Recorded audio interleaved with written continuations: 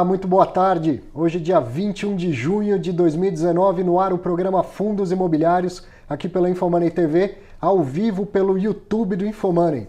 Hoje eu vou conversar com um cara que é fora da curva, fora da caixa, ele é meio fora de eixo, mais ou menos assim. Muito difícil de definir o professor Eduardo Becker, que você vai... Então, eu não vou definir, você vai defini-lo. E eu não quero te influenciar, mas eu tenho a impressão que mais ou menos com no máximo 5 minutos de papo você vai definir ele como que figura que é este cara.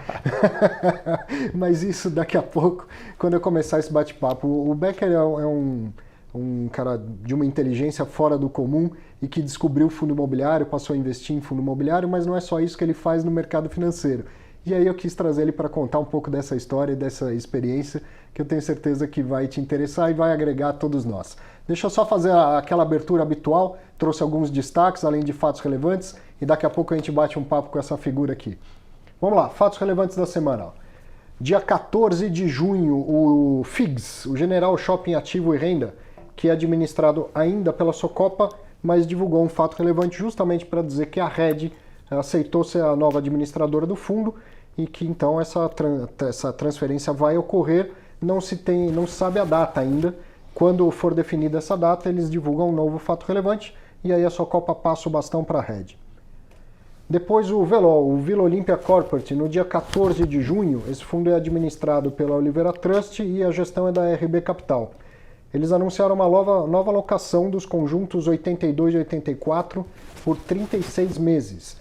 A locatária é essa empresa Bit Services Inovação e Tecnologia, que pertence ao grupo B2W, que já é locatário de vários imóveis lá do fundo. E foi concedida uma carência de 2 meses de aluguel. Então, boa notícia, novas locações, sempre boa notícia. Depois o TB Office, falando em novas locações, dia 16 de junho o TB Office, o TBOF11, que é administrado pelo BTG Pactual, aqui, me confundi. Aqui o TB Office é uma das locatárias, a Auto Sulturi do Brasil, não sei se é assim que se fala, não pagou aluguel de maio devido a problemas operacionais internos. Eu vou começar a avisar os meus credores que eu estou tendo problemas operacionais internos, porque isso está acontecendo muitas vezes, repetidas vezes, e aí então rendimentos impactados negativamente 11,3. Bom, são cotistas de fundos imobiliários tendo seus rendimentos impactados repetidas vezes por problemas operacionais internos. Eu realmente sugiro ao pessoal do BTG que esclareça que problemas são esses, porque está acontecendo muitas vezes e tem gente que vive disso. As pessoas comem a renda, não é, professor Eduardo? As pessoas comem de renda. Agora, dia 18 de junho, 20 Shopping Center, o VISC, que é administrado pela BRL Trust e gerido pela 20 Partners, eles adquiriram mais 36,5% do shopping Granja Viana. E com isso, o fundo já tinha uma participação nesse shopping, passou a ter 49% do shopping.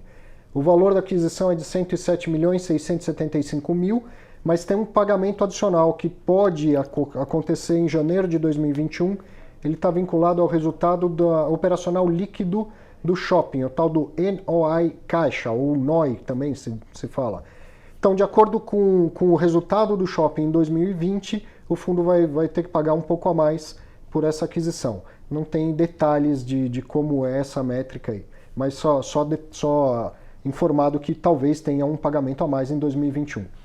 O cap rate estimado dessa operação é de 8,7% ao ano, obviamente, e a administradora estima um incremento de 7 centavos no rendimento do fundo.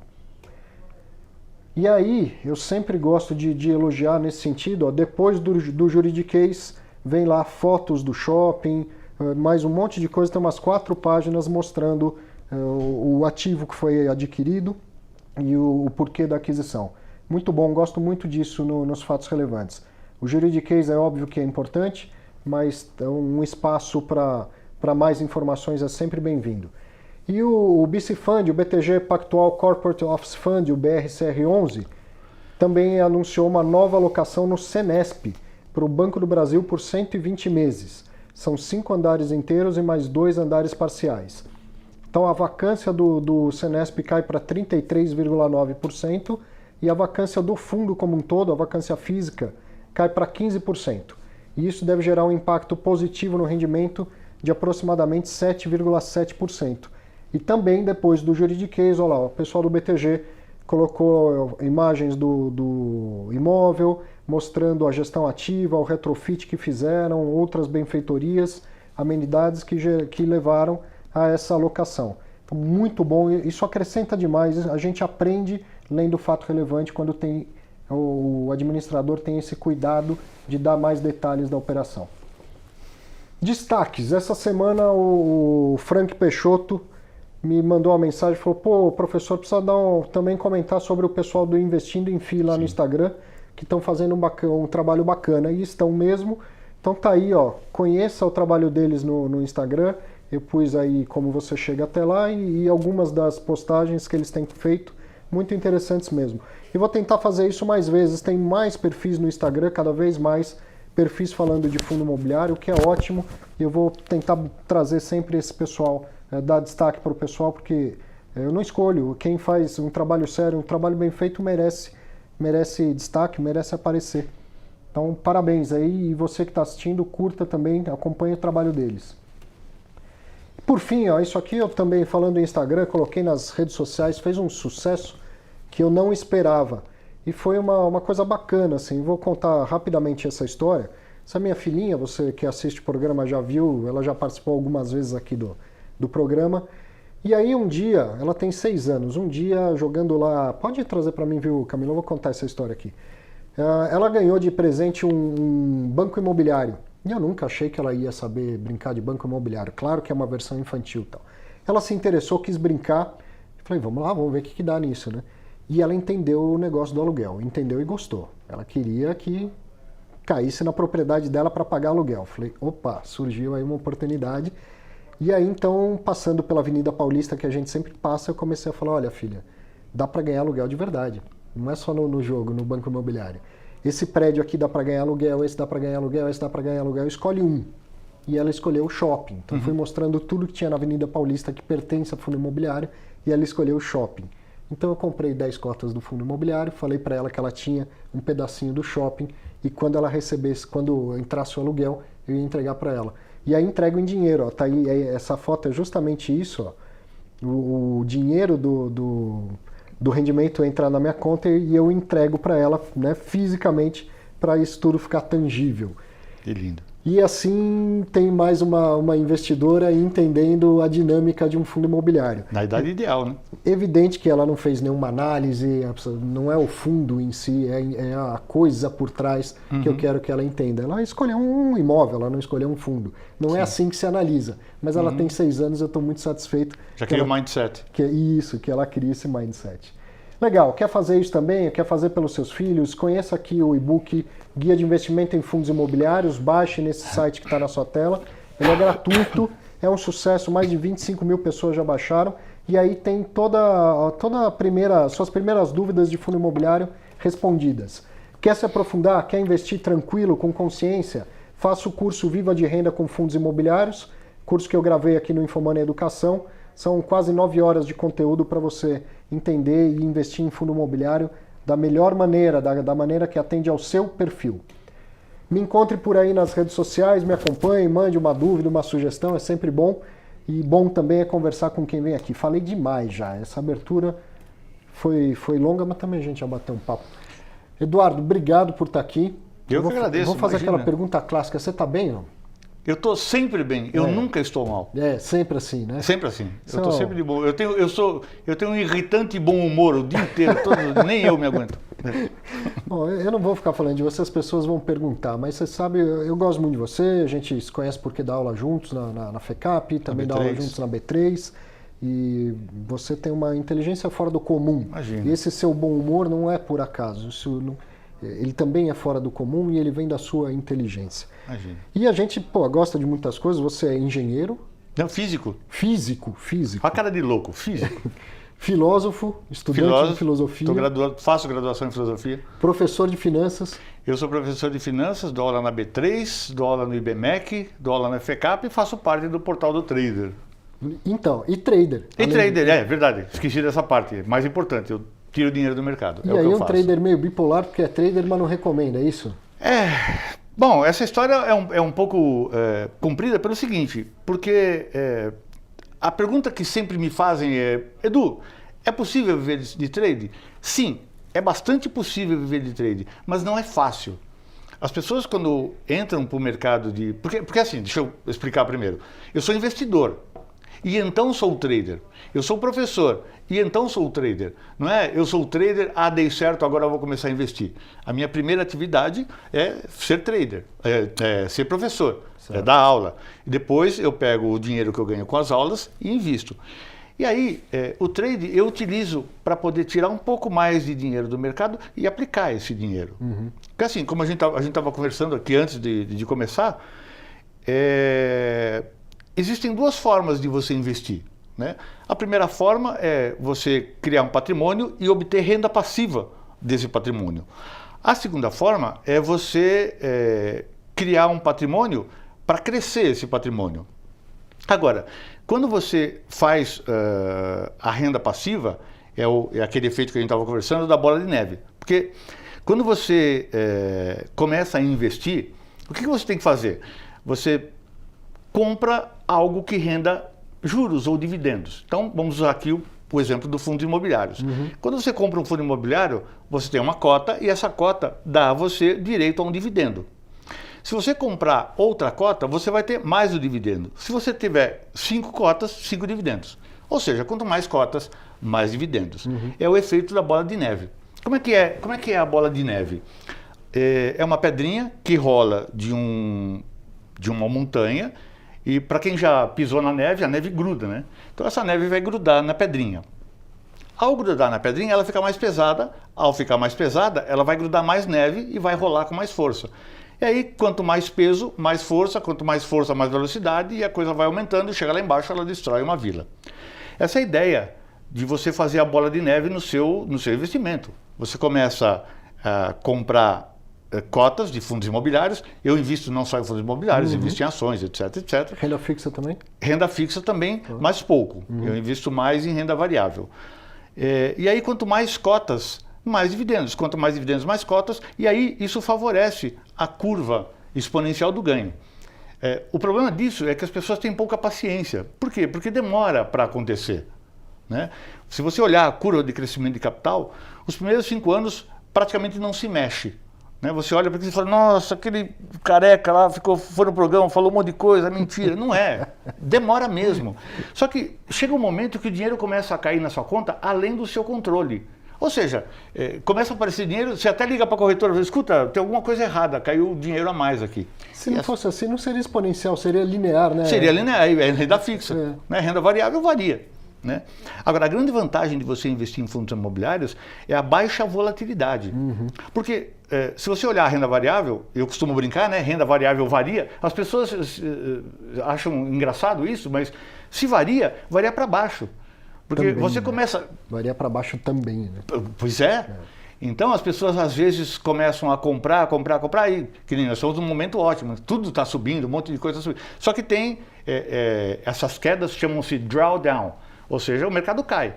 No mercado de ações, essas quedas, os drawdown, ele pode ser de 20%, de 30%, de 60%. Agora precisa ter estômago para aguentar isso. Sim. Né? E você precisa entender que uma ação, o índice Bovespa, a renda variável, ela sobe caindo, ela sobe, faz zig e faz zag, faz zig e faz zag. Você tem que aguentar o zag. Só que o zag do fundo imobiliário, ele é bem menorzinho, né, do que o zag da renda das ações. Das ações. Né? Então, eu acho o investimento ideal, primeiro, para quem sai da renda fixa, a renda fixa vai se tornar cada vez menos atraente por conta da taxa de juros. A gente está começando, se o país melhorar, obviamente, tomara, nós vamos entrar num patamar de taxa de juros de nível mundial, ou seja, taxas baixas. Existem países, você sabe muito bem disso, que a taxa de juros é zero. Você faz o que com o dinheiro? Guarda no colchão? Não, você quer rentabilizar esse dinheiro investindo em algo, em alguma atividade produtiva. Então, a ideia do fundo imobiliário é, graças a essa pequena volatilidade relativa e relativamente aos outros ações, investimentos, as ações, ela é o primeiro passo para quem sai da renda fixa, porque é bem parecidinho, né? E a vantagem é que eu tenho, claro, a minha carteira, né? E ela cresce, é diferente. Você pode fazer isso com poupança, mas a poupança, o seu dinheiro está lá e você só tem os juros. O fundo imobiliário não. Além de você ter os juros com o nome de dividendos, a cota aumenta. Né? Eu tenho, é claro, não seria... No mesmo zigue-zague que você pontuou agora. Mesmo, só que vezes, o zague cai menor. também, ela sobe, ela cai, sobe, cai. Não é que ela vai sempre aumentar. Ela sobe e cai, mas ela cai menos do que a ação. Relativamente às ações, ela cai menos do que a ação. Né? A gente tem aí, a Cielo está caindo 70%. Isso é difícil ver isso. Né? Eu, pelo menos, nunca vi em fundos imobiliários uma queda de 70%. Eu já vi de 12%. Que é absolutamente deglutível. Eu aguento 12% brincando. Né? 70%, a pessoa que não está acostumada com renda variável já mexe na cadeira. Fala, pô. Bom, você já falou bastante coisa aí. Eu falei que ia dar só boa tarde, o resto você ia falar, porque você fala... eu levo 6 meses só para falar o meu nome. Mas eu queria saber um pouco antes disso tudo. Você foi executivo também? Você não, Fui. Então, e você vê que como isso tem influência na minha carteira de fundos imobiliários. Porque antes de ser investidor e professor de investimento, eu trabalhei na indústria de software e eu trabalhava com softwares de supply chain management, ou seja, logística. Sim. E é claro que eu me sinto à vontade com FIIs logísticos. Né? Então eu morei fora do país, eu sou velho, né? Estou com 59 anos, então eu passei por um monte de coisas. Né? E nessa área eu conheci muita coisa. Passei também uma parte da minha vida pelo varejo, por isso que eu me dou bem também. Na minha carteira tem uma parte importante de shopping, por exemplo, que eu entendo bem como é que é a dinâmica dos shoppings, o business shopping, né? O business loja de varejo, etc. Então, a própria história da minha vida profissional me ajuda a compor o meu portfólio de investimentos. Sim. Até nos FIIs e nas ações. Então, e aí, nessa época, imagino que talvez você nem fosse investidor ainda. Já investia em ações. Já conhecia mercado financeiro? Já conhecia o mercado financeiro. Eu sempre gostei da área de investimento, sempre. Né? Mas eu investia naquelas de... Como é o que todo mundo... Eu sou trader, eu falo para as pessoas assim, ó, se você quer ser trader para ganhar dinheiro, não seja. Porque o trading, né, é uma profissão que não só não garante que você vai ter uma renda mensal, como haverão meses em que você devolve parte do que você ganhou.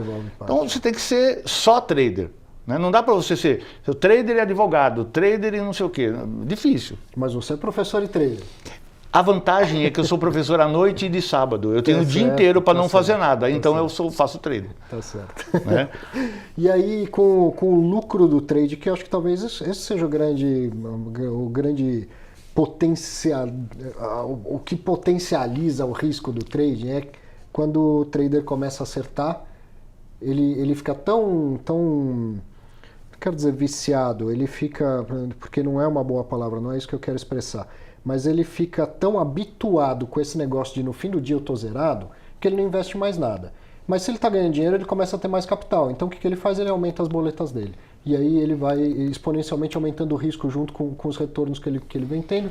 E uma hora o mercado, né, passa uma rasteira em todo mundo. Sim. E você, uma pessoa muito experiente, começou a fazer o contrário. Então do seu lucro você separa. Você faz trade, gosta de trade, é ganhador com trade, mas ao invés de ficar aumentando suas posições, você, como disse, pega o lucro, que é tirar o dinheiro do mercado, da forma como você disse, e investe em outros ativos.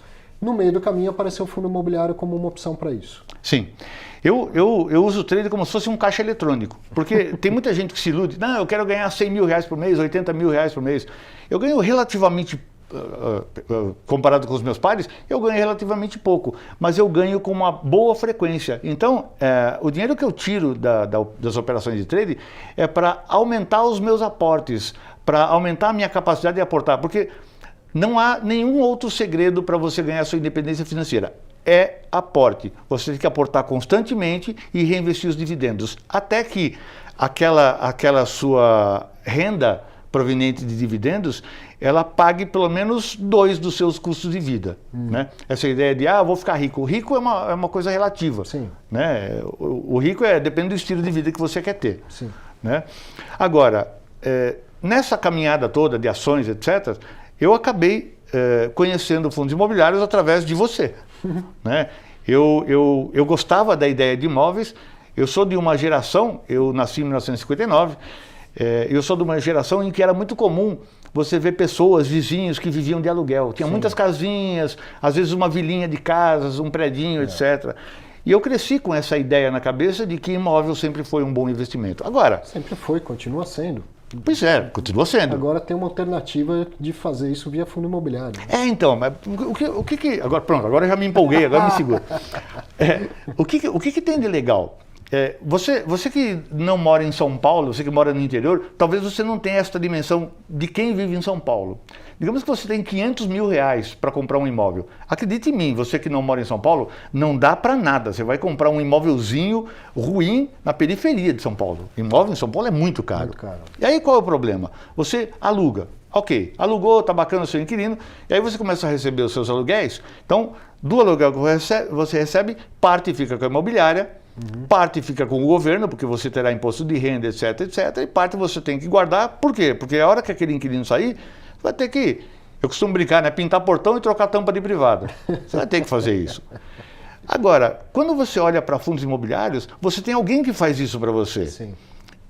E quando você investe, assim, a diferença é quando você investe você num imóvel... E quando você diz que faz isso para você, inclusive guarda uma parte para pintar o portão e trocar a tampa de privada. Exatamente. Já está planejado. Já está planejado isso, exatamente. Para trocar portão, pintar portão e trocar tampa de privada.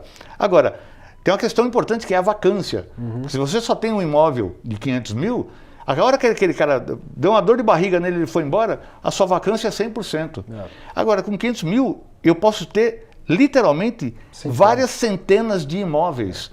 E se esses imóveis forem multi-inquilinos, eu tenho milhares de inquilinos pagando aluguel. Então, se cair um tijolo na cabeça de um inquilino, isso não vai afetar minha renda. A probabilidade da sua renda zerar é muito baixa, né? Baixíssima. Então, eu reputo o fundo imobiliário como a melhor invenção do mercado financeiro até hoje. Que legal. Eu não vi nada mais...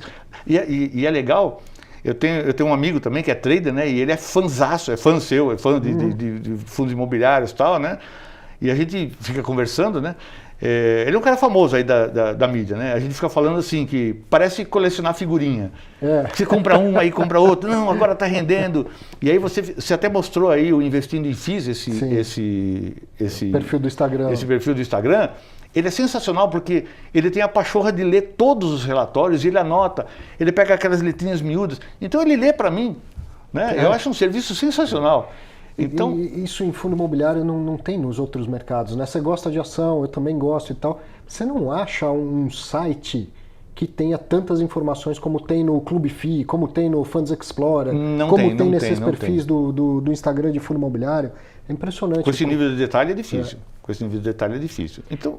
Bom. Não, continue, mas assim, você brincou que tá velho, não tá, mas está pensando na sua aposentadoria, está pensando em parar, e aí encontrou no fundo imobiliário uma alternativa. Você já investiu em imóvel alguma vez na vida ou não? Eu não. Por incrível que pareça, não. E aí, quando descobriu o fundo imobiliário, achou uma maneira de fazer. Eu achei uma... Porque eu via desse jeito, eu via fragilidade de você... Eu tive terrenos, esse tipo de coisa, mas era para fazer trade. Você compra o terreno quando está lá no loteamento, espera valorizar e vende. Eu fiz trade com o terreno, né? Agora, investir em terreno para construir uma casa, para depois alugar a casa, eu nunca tinha feito isso antes. A hora que eu vi o fundo... Por causa dessa fragilidade, né? Você está lá, o cara vai embora, tem vacância, aí tem que lidar com imobiliária. Nossa, é uma trabalheira. Então, eu vi nos fundos imobiliários a solução ideal para investir em imóveis. Porque é seguro, eu uso como exemplo a casa do meu pai. Né? Nós somos lá de Santo André, a gente mora ali perto do Aramaçã e tal. E quando eu era criança, eu tinha 9 anos de idade quando meu pai construiu aquela casa. Eu lembro que atrás do Aramaçã passava um riozinho, passa ainda, ele só está canalizado. E eu ia pegar peixe, peixinho, né? Guaruzinho, tal, para botar em casa, tal, num aquáriozinho e tal. E significa que ali tudo era mato, né? E o meu pai construiu aquela casa. Hoje, né, a cidade, né, o centro de Santo André se expandiu e abraçou o bairro onde está a casa do meu pai. E hoje meu pai não teria dinheiro para comprar a casa dele. Certo. Ou seja, imóvel é algo que valoriza. E se é algo que valoriza e você tem rendimentos provenientes disso, você tem um duplo ganho. Né? Então, só tem vantagem. E, aliás, a vantagem adicional é a ideia do drawdown baixo. Sim. Cai pouco. Sim, quando Então, cai pouco. por que não? Eu acho. Quando sobe também não sobe tanto quanto as ações. Tem um estudo, tem um artigo técnico que eu publiquei em parceria com o Ricardo Serra. Já fizemos um programa sobre isso, mostrando de fato a volatilidade do fundo imobiliário é muito menor. Muito. Bom, e a rentabilidade era igual à das ações em média. Então tinha alguma coisa estranha com a teoria de finanças. Porque é algo que tem menos risco deveria render menos. Então a gente, e aí, ideia e méritos do professor Ricardo Serra, falou, bom, a gente está olhando a média, então vamos extrapolar, vamos olhar os pontos fora da média. O que acontece? Quando a bolsa sobe muito mais que os fundos imobiliários. E quando cai de verdade, cai muito mais do que os fundos imobiliários. Então essa baixa volatilidade é tanto para baixo quanto para cima.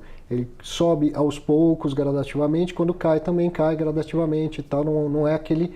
O zigue-zague não é tão acelerado, tão forte como o das ações, do jeito que você exemplificou, né? Assim, porque eu li uma frase atribuída, não sei se é dele, ao Warren Buffett, né? Ele diz o seguinte, que as pessoas querem ficar ricas, mas o problema é que elas têm pressa. Né? Ficar rico leva tempo, demora. Né? Como é que é? Você tinha falado de trade, quem começar a fazer trade querendo ficar rico verdade. amanhã meio-dia 15? É uma frase que eu costumo falar, né? As pessoas fazem trade porque elas querem ficar rico amanhã meio-dia 15. E a primeira coisa que eu falo, você não vai ficar rico amanhã meio-dia 15. Pobre você fica. Mas rico é difícil. Não. Por quê? Porque é uma atividade emocional. Né? Ela pode te tirar dinheiro, e bastante dinheiro. Né? E é engraçado porque conforme você perde, você sente uma dor e os cientistas neurológicos, aquela ciência de neurociência, os neurocientistas, eles já mapearam o cérebro quando sente a perda, a mesma região do cérebro da dor é aquela que é afetada quando você perde dinheiro. Então, quando você está no trade e você perde dinheiro, você sente uma dor, é insuportável. As pessoas falam assim que você passa calor. É engraçado, porque passa calor mesmo. Passa, você sente calor, a orelha esquenta, você começa a suar. É horroroso, é medonho. Sei bem. E aí o que acontece? As pessoas, quando perdem... Porque, para você... Já mudou um pouco de assunto, virou trader agora. Para você se dar bem no trading, você tem que ter critérios. E esses critérios têm que ser cumpridos exatamente. E aí você lida com chance e probabilidade. Agora, se você perder dinheiro, você vai sentir aquela dor e você vai sentir uma ansiedade para recuperar aquele dinheiro. Nessa ansiedade, você afrouxa os seus critérios. Sim. E ao afrouxar os seus critérios, as chances se voltam contra você. Sim. E aí você perde de novo. Aí, como diz um amigo meu, você entra no setup da raiva, você vai para vingança. E aí você perde tudo. Aí você vai para a cama chorar em posição fetal, não tem jeito. Então, mas tudo bem, você levou o papo pro trade, mas se tirar o trade da história, que o lance do trade é o curtíssimo prazo e tal, esse padrão de comportamento que você está falando não se repete também em quem faz investimentos de longo prazo? Total. Porque a dificuldade de aceitar que errou, a dificuldade de vender com prejuízo, quem não ganha não vai, quem não sabe perder não vai ganhar nunca. Total. E isso volta naquela primeira fala, que eu falo pra caramba, né? Então eu esqueci de falar essa parte. Que é assim, tem dois jeitos de você fazer trade. Ou você investe e faz o efeito bola de neve, ou você investe para ter ganhos de capital. Na minha concepção, pode ser que eu esteja errado, mas é a forma que eu vejo, né? Se você comprou alguma coisa para vender com lucro, para mim é trade. Não importa se demora alguns segundos, o dia inteiro ou alguns anos. Comprou para vender mais tarde, é trade. E aí, quando você faz trade, você está sujeito a essa psicologia do medo da perda. Então, quando você faz trade, ainda que você utilize análise fundamentalista, então, por exemplo, eu quero comprar lá uma empresa e ela começa a perder os fundamentos, ela começa a voltar. A gente estava até falando antes de começar o programa de uma aluna minha que comprou uma ação, né, para fazer trade, ela perdeu e aí virou investimento. Ela está segurando a empresa que ela comprou a R$20 e está custando R$6, ela está lá segurando.